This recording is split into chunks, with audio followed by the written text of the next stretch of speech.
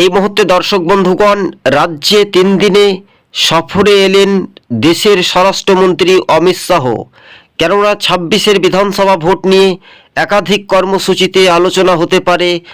রাজ্য রাজনীতির ময়দানটা এবার শাসক দলের ভোট ব্যাংক অধিকাংশ কমতে পারে বলে মনে করছেন রাজনৈতিক মহল।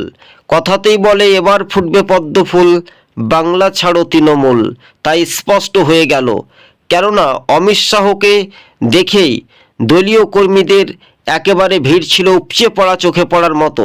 রাজ্যের সভাপতি শ্রমিক ভট্টাচার্য, বিধানসভার বিরোধী দলনেতা শুভেন্দু অধিকারী সহ বিজেপির দলীয় কর্মীরা ফুলমালা দিয়ে সংবর্ধনা দেওয়া হয়। একেবারে রীতিমতো বিমানবন্দরে নামতেই দলীয় কর্মীদের উচ্ছ্বাস চোখে পড়ার মতো ছিল। তবে তৃণমূল হটাও রাজ্য বাঁচাও, 2026-এর বিধানসভা ভোট, পশ্চিমবঙ্গে 294টি বিধানসভা আসন, মেজরিটি বা ম্যাজিক ফিগার 148টি পেতে হবে।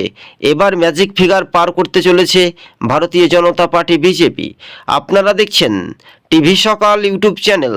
আমাদের চ্যানেলটি ভালো লাগলে প্রথম থেকে শেষ পর্যন্ত দেখবেন। নতুন দর্শক হলে অবশ্যই শেয়ার করে পাশে থাকবেন।